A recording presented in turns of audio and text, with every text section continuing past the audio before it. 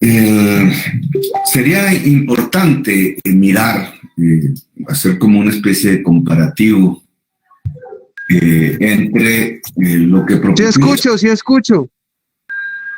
entre lo que propusimos en la campaña presidencial, lo que va aconteciendo hasta este momento en la historia actual del país. Lo que propusimos para la región, porque al final esta reunión debe evaluar la pertinencia de lo que dijimos, proponer nuevos temas si es posible, hacer un balance de lo que ha sido el desarrollo de la Colombia humana en la zona cafetera. En campaña estuvimos y llenamos la plaza efectivamente de Armenia, de Pereira. No llegamos a Manizales, fue la única capital de departamento, bueno, de pronto con Arauca, por allá, con los antiguos territorios nacionales a los que no llegamos, ya por escasez del tiempo y por una pérdida de estrategia en la segunda vuelta. Cuando observamos los resultados electorales, pues nos encontramos con que la zona cafetera pues hace parte indudablemente de ese país que ha decidido votar mayoritariamente por el proyecto uribista. En la zona cafetera tuvimos, a diferencia de Antioquia, a diferencia del norte de Santander, una mayoría que se inclinó por Fajardo en primera vuelta. Pero esa misma votación fajardista en segunda vuelta no apostó a Colombia Humana, sino que en su mayoría se desplazó a votar por Duque. Y son los guarismos electorales, ya habría que desmenuzarlo subregión por subregión, cómo fue en el Magdalena Medio, cómo fue propiamente en la zona andina, cómo fue en la caída hacia el Chocó, donde con una fuerte incidencia indígena, Colombia Humana tuvo mejores resultados, etcétera, pero el grueso de la votación dio ese tipo de resultado, un fajardismo tímido que quizás representa una sociedad que quería algún tipo de cambios, pero que esos cambios no llegaban tanto como a abandonar el proyecto uribista y decidieron votar por Duque y entregarnos el actual país que tenemos.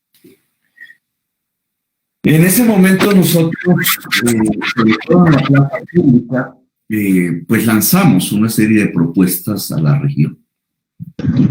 Comenzamos por el tema del café, lo recuerdo muy bien. Un tema que ha perdido importancia en lo que se llama el eje cafetero, digamos que es como un eco. Realmente la zona del país actual se ha desplazado más hacia el sur, a Nariño, al Cauca, al Huila, tienen, digamos, cantidades de producción del café incluso superiores a las que antaño tenía el eje cafetero. El café nos ayudó a resolver parcialmente la crisis que se vivió por allá en el año 2015-2014 con la caída del petróleo, del precio internacional del petróleo. Pero no fue propiamente en la zona cafetera donde eso gravitó, sino más en el sur del país. Sin embargo, por la importancia que ha tenido el café en la región y que aún mantiene su presencia en el norte del Tolima, en el Quindío, aún, digamos, y obviamente en Risaralda y Caldas aún se ve lo que es el eco de lo que fue la gran economía agraria y agroindustrial que permitió que Colombia viviera en el siglo XX y que permitió un desarrollo balbuciante en la industria, haciendo crecer esa industria, sobre todo en Medellín, algo en las ciudades, Pereira, Armenia, Manizales, pero que se fue esfumando. Al café lo fue reemplazando en realidad la cocaína. Un recambio, digamos, en un sentido positivo del desarrollo colombiano. el café fue aniquilado casi que por voluntad misma de la dirigencia colombiana, por la misma dirigencia por la cual mayoritariamente ha votado la ciudadanía del eje cafetero. Es una paradoja, pero creo que debemos analizarla, ¿cierto? Colombia Humana debe entrar a ese análisis un tanto histórico, pero que tiene una vitalidad aún actual. Porque esa es la dirigencia cafetera, con mucha incidencia en los gobiernos, sobre todo a finales del siglo XX, a través de personas como Juan Manuel Santos, incluso, que llegó a estar muy vinculado a los comités cafeteros. Por el lado conservador, los comités cafeteros mantenían en sus estatutos una estructura internacionalista. Hablaban de paridad entre liberales y conservadores, una cosa bastante vieja, que tenía su razón de ser, porque la violencia de mediados del siglo XX fue propiamente una violencia cafetera. Se metió geografía del café, que era la gran riqueza en ese momento, y había una lucha por la apropiación violenta de los beneficios del café. Y por eso la geografía del café de ese entonces, la geografía del café, coincide con la geografía de la violencia de mediados del siglo XX, y una solución que en ese entonces la misma sociedad cafetera dio fue construir unos comités cafeteros que mantuvieran la paridad política, cosa que a la postre, ya pasadas las décadas y ya trayéndonos a este siglo, pues es bastante alejado. La realidad política del país ha variado sustancialmente.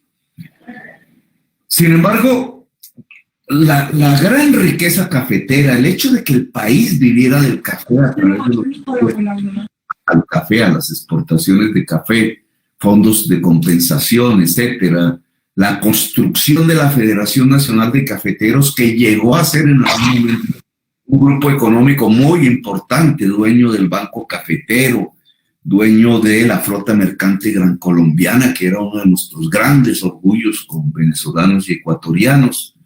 Llegaron a ser dueños de Avianca en algún mal negocio que se hizo allí.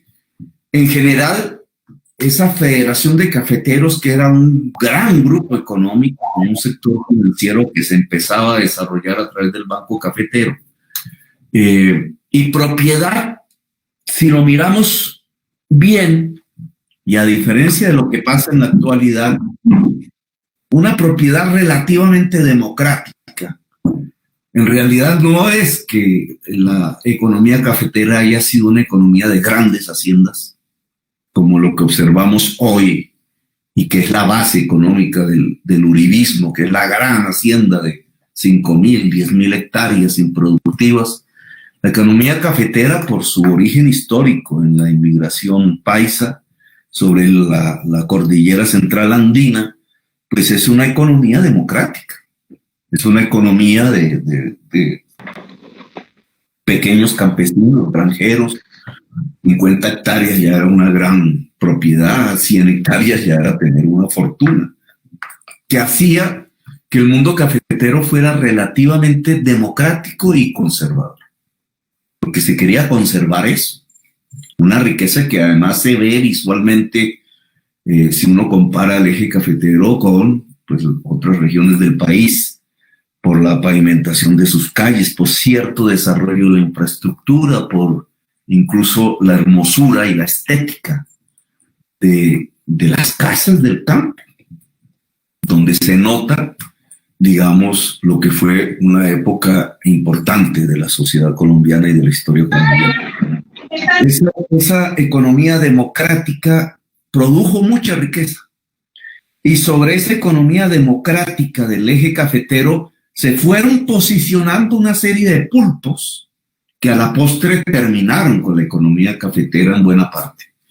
Esos pulpos se metieron a la federación, la burocratizaron, se volvió pues muy fácil, una especie de economía a la colombiana a la que nos hemos acostumbrado lamentablemente. Era hacerla más fácil, digamos, que era exportar los sacos del café en bruto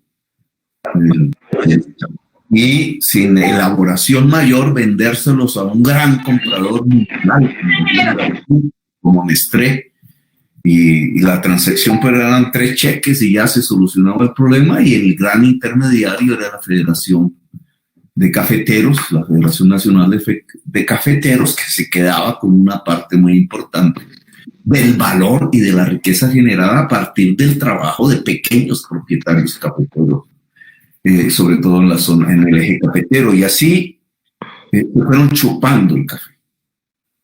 Y en algún momento llegó lo que llamamos, y que la gente todavía no ha logrado captar, digamos, como concepto político, el llamado neoliberalismo. El neoliberalismo es una ideología mundial muy dominante, arrancó con Pinochet, entre otras cosas, que tiene una base teórica, matemática, incluso hasta estéticamente muy bonita, porque se pueden hacer ecuaciones simultáneas y una serie de operaciones matemáticas, de derivadas, etcétera, que sustituyen la cientificidad, hacen ver aparecer ese pensamiento como si fuese científico cuando es una simple ideología. Una ideología que es un falseamiento de la realidad. Según esa visión mundial muy dominante en décadas, en 40 años, pues había que dejar que el mercado fluyera libremente y que eso traería el máximo de bienestar. Esa es la ideología neoliberal. Y construir mercados en todos los ámbitos de la experiencia humana, en los derechos, en la salud, en la educación, en la religión incluso, en los servicios públicos, y todo se entregó a unas lógicas mercantiles, incluso aspectos que nunca debieron ser mercantiles. Hasta el amor se volvió un tanto mercantil. Eso irrumpió en 40 años al lado del narcotráfico y tuvo una víctima en primer lugar: el café. Y este tema creo que no ha sido discutido en la zona cafetera a cabalidad. Es el neoliberalismo, ideológicamente hablando, lo que mata el café. ¿Por qué? Porque estos yuppies, porque se vestían muy bien, vivían en Bogotá, incluso hubo unas oficinas, recuerdo, de la Federación en Bruselas, en Europa, en Nueva York, embajadores con los mismos sueldos de los embajadores del Estado, muy bien pagos, que se dedicaban a las negociaciones de lo que se llamaba el pacto cafetero.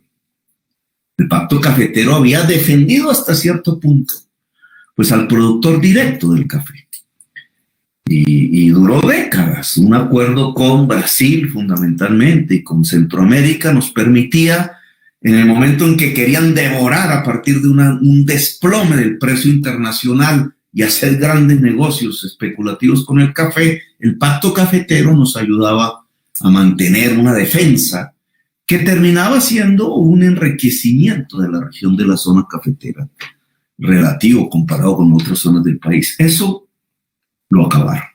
Y lo acabaron los mismos representantes colombianos ante el pacto cafetero, porque creían que el pacto cafetero era el derrumbe, el pacto cafetero era un obstáculo al libre mercado. Es decir, la ideología neoliberal se metió ahí.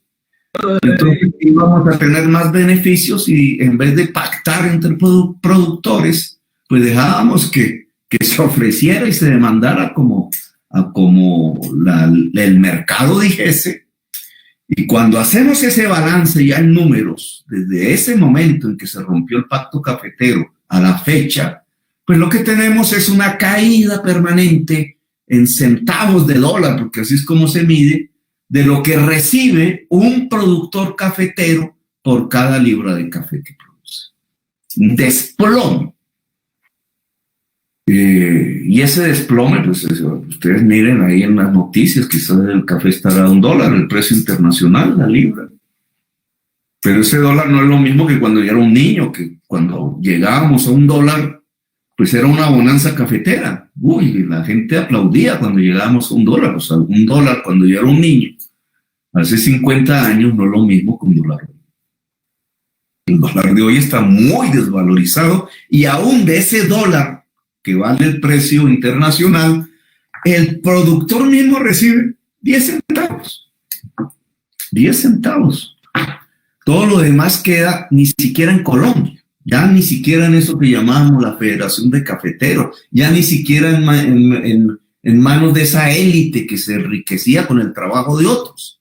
No, queda allá afuera, en la gran empresa agroindustrial, en las grandes superficies comerciales del capitalismo mundial. De eso nada entra a Colombia. Incluso los impuestos que le colocan al café allá en Starbucks y en las cafeterías, que no lo llaman así, de Europa y de Estados Unidos, producen cerca de 150 mil millones de dólares a sus estados. ¿Cuándo un año de Colombia tenía una cantidad semejante? El valor de nuestras exportaciones vale 5.000, 4.000 millones de dólares. Los estados poniéndole el café, el impuesto al consumidor de café que se toma lo que llamamos un tinto, que allá no le dicen así, recauda 150 mil millones de dólares, solo por ahí, sin hablar de las ganancias que quedan en las grandes cadenas de comercialización del café al consumidor a escala mundial. Es decir, ese neoliberalismo desplomó, mató el café en Colombia. Yo le diría, bueno, pues la historia cambia, sí, nos modernizamos, ¿cierto? Ya eso era una cosa del pasado, como cuando producíamos tabaco, quina, etc. ¿Por qué fue reemplazado? Y nadie puede decir que fue reemplazado por la industria. Nadie puede decir que fue reemplazado por ramas productivas en donde mayor conocimiento y productividad se podía meter. Nadie puede decir que fue reemplazado por otros cultivos agrarios. ¿Dónde? Fue reemplazado por la cocaína, el petróleo y el carbón. ¿Y el petróleo y el carbón qué es? Pues algo que Dios, si ustedes son cristianos, o la geología, si no, puso allá abajo, no el ser humano. Mientras el café era una actividad humana, porque desde hacer el surco hasta secar el café al sol y meterlo en los bultos y llevarlo en los famosos jeeps a las carreteras y por ahí a los puertos, todo eso era una actividad humana. Cosecharlo, etcétera, con nombres, cada oficio iba adquiriendo un nombre. ¿Cuánta gente trabajaba en el café en la riqueza de ese siglo XX? Pues ahora, ¿qué es el petróleo y el carbón? Pues un hueco, un azar, si hay, si no hay, y usted mete 4 máquinas, saca el carbón, lo mete en un tren, se fue, no hay seres humanos, el tren ni siquiera lo maneja un ser humano, son automáticos, o lo mete en un tubo que llamamos oleoducto y se va hasta el mar. Y allá algunos obreros hay tanto en el pozo como ya en el desembarcadero del barco, en Coveñas. Y esa es nuestra economía. Para no hablar de la cocaína, que también tiene otra incidencia, aunque esa sí produce puestos de trabajo, pues la ilegalidad a la que está sometida por acuerdos mundiales, pues lleva a esa la violencia. Y entonces, al reemplazar Colombia, el café, por la cocaína, el carbón y el petróleo, terminamos en el peor de los mundos. Un mundo de violencia, un mundo sin trabajo, un mundo raquítico económicamente, un mundo donde la población misma compite por las limosnas que deja el petróleo y el carbón en sus regalías, que se las roban, o peor aún, las limosnas que va dejando a punta de armas y fusiles el narcotráfico. La zona cafetera fue tomada por el narcotráfico desde el norte del valle, ya había algunas incidencias allí antes. Una vez, siendo congresista hace algunos años, traté de mirar, había como unas estadísticas sobre ingresos en dólares del exterior por regiones, y entonces aparecía la estadística de la zona cafetera y me sorprendió porque no era el café, ¿no? La mayor parte de los dólares que entraban a la zona cafetera ya no eran del café, como antaño, sino que eran remesas. Y entonces me puse a investigar, bueno, ¿de dónde vienen las remesas? De colombianos que se han ido al exterior, Pero ya en el DANE aparecía que como eso se registra, ¿cierto? Para hacer una remesa desde el exterior, pues esas remesas no la mandaban ni empresas, ni hombres, ni muchísimo menos viejos. Eran los viejos a los que le llegaban las remesas estando en Colombia, sino eran mujeres jóvenes. ¿Qué había pasado? Que habíamos pasado de una economía democrática, productiva, laboriosa, muy importante, a un mecanismo de lavado de dólares y algo peor, a un mecanismo de explotación de un sector de la juventud femenina de la zona cafetera, a la que enviaban voluntariamente a las grandes cadenas de prostitución de Europa y Estados Unidos. Y eso es para llorar. Por lo menos a mí como hombre me dan ganas de llorar en una situación de esas, porque una sociedad, digamos, aún desde el machismo ese en que nos han educado, pues no debe permitir que eso le suceda a su juventud. Y sobre todo el contraste, porque si uno va 50, 80 años atrás, se encuentra realmente una sociedad trabajadora muy digna, goda, como quieran, en algunos otros sectores eran liberales, pero digna, y termina absolutamente degradada, destruyéndose, autodestruyéndose. Y esa es la economía ahora sobre la que se basa el uribismo. El proyecto político cambió y la zona cafetera empezó a votar mayoritariamente por el proyecto uribista. El proyecto uribista es ese, el de la indignidad, el de la destrucción del trabajo, el de las ganancias rápidas y fáciles. Por eso metieron al país de cabeza en la extracción del petróleo y del carbón. Pues les llegaba, les llegaba 30.000 millones de dólares al año. El café máximo llegó a tener 5.000 millones de dólares de exportación. Ahora nos sentimos ricos. 30.000 millones de dólares al año. Y eso quedaba en el Banco de la República y una parte como regalías del Estado. Pues, ¿qué produjo eso? Que no había trabajo. Y entonces al ciudadano del común le tocaba era sobrevivir pidiendo limón. Se inventaron familias en acción, se inventaron una forma de dar limosnas, manteniendo a ese ciudadano pobre, suplicante. Y por otra parte se robaron toda esa plata. No era sino el ingreso del dinero de la cocaína y el dinero a mano llena que llegaba del petróleo y carbón, y enriquecimos una élite corrupta y sanguinaria que se apropió de la existencia humana en Colombia. Y como ellos tiran una limosnita, pues allí fueron construyendo su mayoría electoral. Además nos inventaron todo el tema del enemigo interno de la FARC y de la FARC aquí, de la FARC allá. Y entonces a través del miedo y las masacres pues nos fueron conduciendo a que durante todo el siglo XXI viviéramos bajo una dictadura totalitaria en realidad. Una dictadura asesina. Por eso el discurso en Armenia y el discurso en Pereira, pues trataba de mostrar, y el aguacate, se nos volvió ahí el símbolo, que entre el aguacate y el petróleo era mejor el aguacate. En una forma simple tratábamos de mostrar pues esta complejidad de decisión que había que tomar. Claro, podemos llevar a Colombia hacia hacer de nuevo una sociedad productiva. Hoy en unas condiciones diferentes a los primeros patriarcas del café. Indudablemente.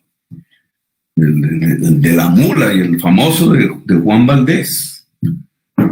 Para ponerlo en un ejemplo un tanto gráfico, Colombia reemplazó a Juan Valdés por Pablo Escobar.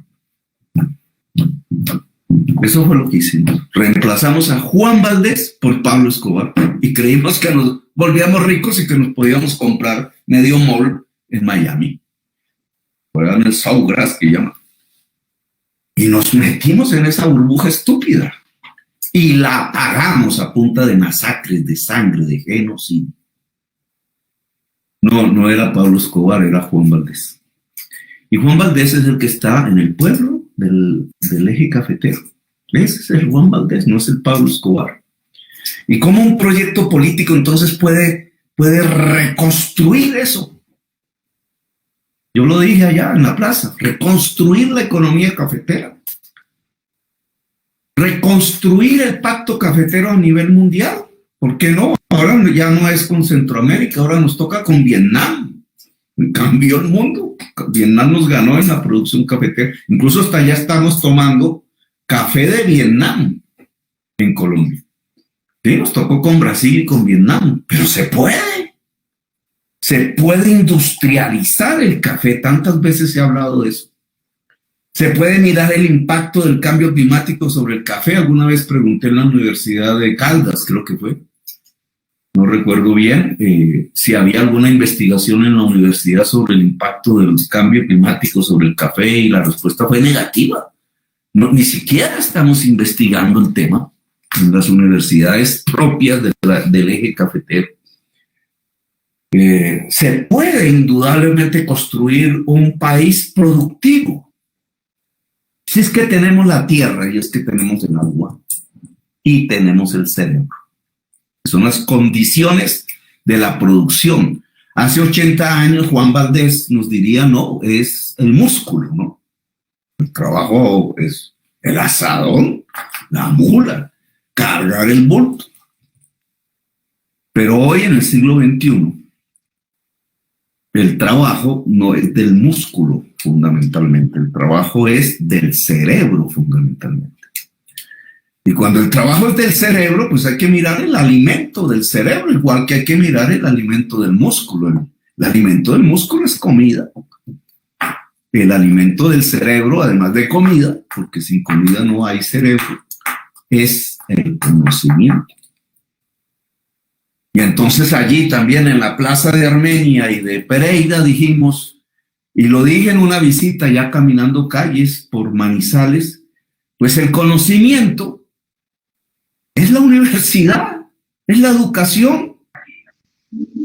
Y planteamos una universidad pública, gratuita y de calidad para el conjunto de la juventud como el primer escaño en la construcción de una sociedad del conocimiento, porque solo son las sociedades del conocimiento las que pueden prosperar como humanidad en el siglo XXI.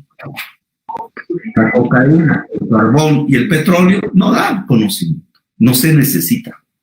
Hay algo de ingenieros de minas por ahí, hay algo de conocimiento para manejar grandes camiones, pero en general es un conocimiento escaso. En cambio, si se plantea la industrialización del café, hay cosas que hay que investigar, hay cosas que hay que saber. Y si no solamente hablamos del café, sino de todos los 150 productos agrarios y cómo es la industria y cómo nos podemos volver exportadores de productos industriales. Exportar un carro o por lo menos exportar unas motos y no importarlas. Pues ni siquiera, pues eso es conocimiento. Y entonces se necesita el ingeniero mecánico y el ingeniero industrial y el ingeniero de diseño y el ingeniero de no sé qué y la ingeniera de si sé cuándo, y se necesitan los médicos, se necesitan los científicos y se necesitan la gente que sepa del manejo de materiales y nuevos materiales, etc. ¿Cómo es que se mecaniza una producción en pendiente? Pues los gringos no nos lo van a decir porque los gringos producen comida en el plan. Y los europeos igualito, no en las montañas. Entonces a nosotros nos toca investigar cómo se mecaniza una producción en montaña. Todo eso que se llama conocimiento, pues es lo que no produce una economía como la del petróleo, la del carbón y la de la cocaína. Y es lo que le propusimos a la sociedad colombiana en la campaña del 2018 hacer. No solamente era comparar el aguacate con el petróleo, sino que si nos íbamos por el lado del aguacate, le hace la producción, entonces teníamos que abrir todas las puertas cerradas y las barreras a la educación superior a toda la juventud de Colombia. Y claro que ciudades como Armenia y ciudades como Pereira y ciudades como Manizales son absolutamente benéficas para la extensión de la educación superior. Claro, si es que ahí hay una experiencia.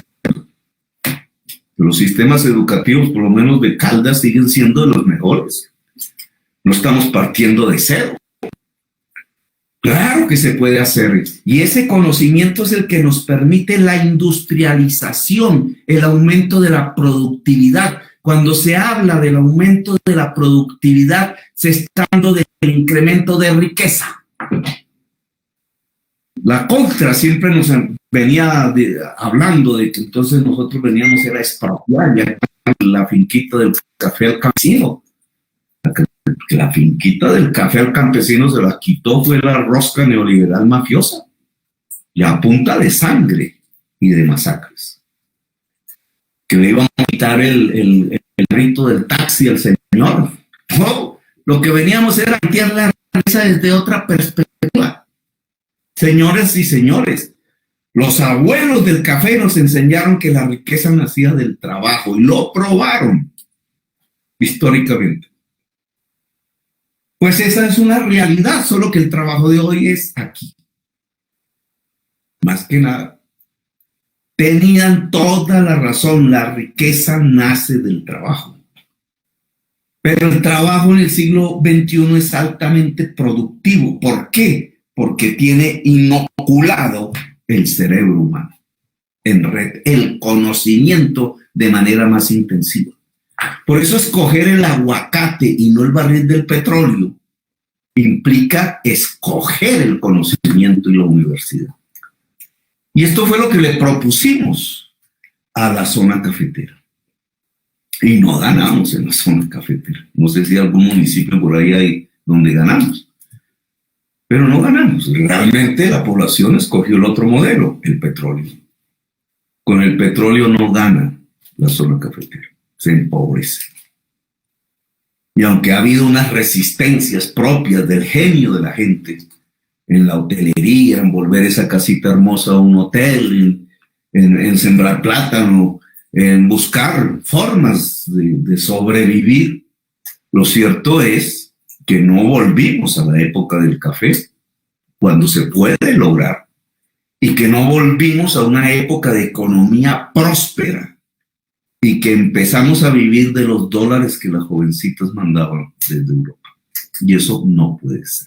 En una Colombia humana, eso no puede ser. Este fue como el balance, digamos, de nuestras propuestas 2018. Hoy el país ha cambiado drásticamente. Volvimos a la violencia. Volvimos a la masacre.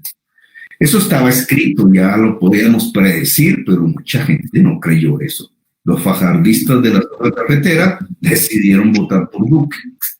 Bueno, ese voto significa lo que estamos viviendo hoy. La construcción de una dictadura. Una dictadura que es la concentración del poder público en manos de una persona o de un sector o de una institución. Pues cogieron el Congreso, ellos saben cómo se hace, es comprando congresistas, cogieron la Corte Constitucional, cogieron la Fiscalía, cogieron la Contraloría, cogieron la Procuraduría, amedrentaron a la Corte Suprema de Justicia. El poder está en manos de una persona o de un grupo de personas. Estamos viviendo una dictadura. Y como en cualquier dictadura, allá fueron, aquí en Bogotá, la masacre de Bogotá. 14, la mayoría jovencitos. Así, de frente, la fuerza pública. Masacre. Eso es dictadura. Más las masacres ocultas, donde ya no se ve la fuerza pública porque aparecen son los cadáveres. Una mafia que entre otras cosas, y esto es parte de la realidad actual, pues ya no es la misma mafia ni siquiera que penetró con la crisis del café en Colombia. Esta mafia que tenemos hoy es muchísimo más poderosa. Controla desde el cultivo de hoja de coca hasta la venta de cocaína en Nueva York. Y no es colombiana, es mexicana. Al ser mexicana, hay dos efectos. Uno, es más bárbara, porque así fuese un paramilitar colombiano, de vez en vez se le movía el corazón, porque había jugado fútbol con el otro que iba a matar, etc. Había cosas comunes, gustos musicales comunes, recuerdos comunes. No, aquí no, porque eso viene de México. Y entonces nosotros no somos sino un instrumento, un objeto. Y por eso la barbarie empieza a crecer en Colombia. La forma como matan. Pero además de eso, las ganancias que venían a Colombia, entonces por eso nos creíamos ricos. Se valorizaba el peso, llegamos a tenerlo 1.600 por dólar. Claro, entonces una camisa en Miami nos parecía regalada. Y claro, se iban quebrando los que hacían camisas en Colombia, blue jeans en Colombia, y zapatos en Colombia, etcétera. Pues nos sentíamos ricos. ¿Y qué pasó? Que ahora esas ganancias de la cocaína tampoco llegan a Colombia. Se quedan fundamentalmente en México y en Estados Unidos. Más o menos parecido a lo del café, pero clandestina e ilegalmente. Se queda allá. Y entonces aquí, ¿qué nos va quedando? La violencia. Somos el espacio y el recipiente de la violencia.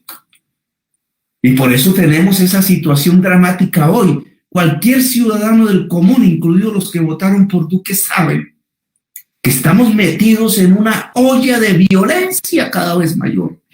Que el presidente que eligieron no es capaz. Que no es capaz además porque le aceptó los dineros a los mismos narcotraficantes. Que eso de que había estudiado en Washington y era un tipo capaz y decente era carreta y mentira. Porque lo que había hecho en Washington era shows musicales para los empleados del Banco Interamericano de Desarrollo. Y no era decente. Era un proyecto político que siempre ha visto que hay que eliminar, que siempre ha visto que hay que construir enemigos internos en Colombia para eliminarlos. Y gracias a eso, conseguir aplausos populares. Por eso hicieron Trizas la Paz, para crear esa atmósfera de enemigo interno a quien destruir, a ver si millones de colombianos nos acompañan en la lucha intensa de matar a otros colombianos. Ese no es el camino de Colombia, pero es el que, por el cual se votó. Hoy estamos sufriendo una dictadura. Las posibilidades de unas elecciones en el 2022 se alejan en el tiempo. En esto incluso se podría hasta teorizar, pero no vamos a hacerlo. Lo que corresponde hoy hacer ante las circunstancias que vivimos, indudablemente es la movilización social. Y en esto tengo que decir que también me sorprendió que en la última movilización social, que fue básicamente juvenil, las mayores manifestaciones se hicieron en Pereira y en Manizales. Manizales hizo una enorme, grande, lo cual significa que las cosas están cambiando en Colombia.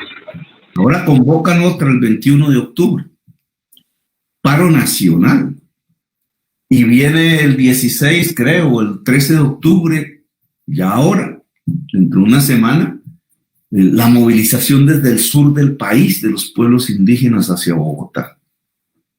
Pues yo pienso que Colombia, hermana, tiene que salir a las calles. Si nosotros nos quedamos quieticos, nos despedazan. El asesinato del profesor Galindo en Medellín es un mensaje claro. Le queman el libro, un profesor universitario que hace libros, le queman el libro y lo ponen en el pecho. Es un mensaje que nos envían. Todos los mensajes son de ese mismo estilo. Y nosotros no podemos responder con violencia. Nos acusan de violentos, Yo llené 35 plazas públicas de capitales del país y decenas de municipios. Y llené 7 veces la Plaza de Bolívar de Bogotá. 7. Y nunca hubo un solo acto de violencia. En cambio, este gobierno va acribillando jovencitos en las calles y dejando hacer masacres de campesinos a lo largo y ancho del país. Los violentos son ellos y nos quieren violentar. Y nuestra respuesta no puede ser violenta. Nuestra respuesta tiene que ser masiva y multitudinaria. La violencia acaba lo multitudinario.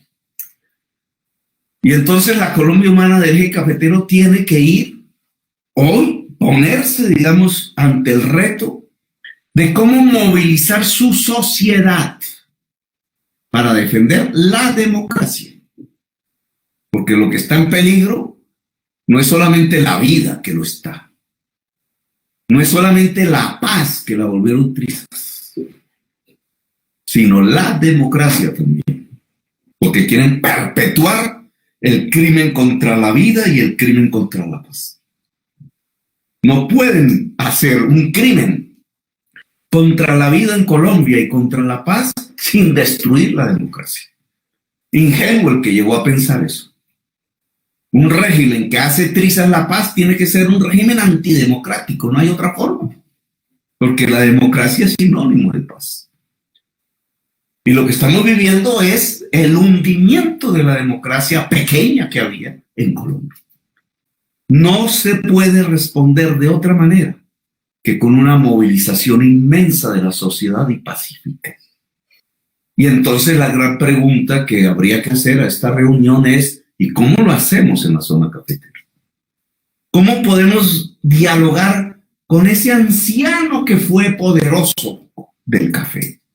Porque fue su fundador, su constructor. ¿Cómo poder organizar esa fuerza cafetera rural convaleciente para decirle que hay una esperanza? ¿Cómo organizar las juventudes urbanas? No solamente las universitarias, sino esas juventudes del barrio, muchachos y muchachas desesperados que no encuentran una salida, sino a través de las bandas del nuevo paramilitarismo en Colombia. ¿Cómo organizar eso para volcarlo a la calle y a la ama de casa y a la familia? Claro, no se puede convocar a la familia a quemar un CAE.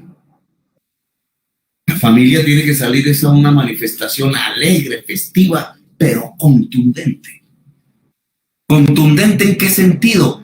En que frene las intenciones de dictadura del actual gobierno. En que abra los caminos de la democracia en Colombia.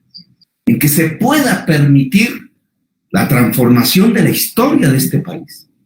Porque hoy tenemos una Colombia violenta, una Colombia improductiva y una Colombia antidemocrática. Y lo que queremos construir es una Colombia productiva, una Colombia democrática y una Colombia pacífica. Y esa es la propuesta de la Colombia Humana. Pasar a lo contrario, pues no es fácil, indudablemente, pero tiene una clave, un motor fundamental: la gran movilización de la sociedad colombiana. Porque nosotros le apostamos a que la búsqueda de una Colombia productiva, en paz y democrática es la búsqueda de la mayoría de los colombianos y las colombianas. ¿Cómo lograr esa mayoría en el eje cafetero? Que no nos suceda otra vez lo del 18. Y entonces la población del eje cafetero prefiere votar por sus propios verdugos. ¿Cómo llevar a la población del eje cafetero a votar por la transformación social de Colombia?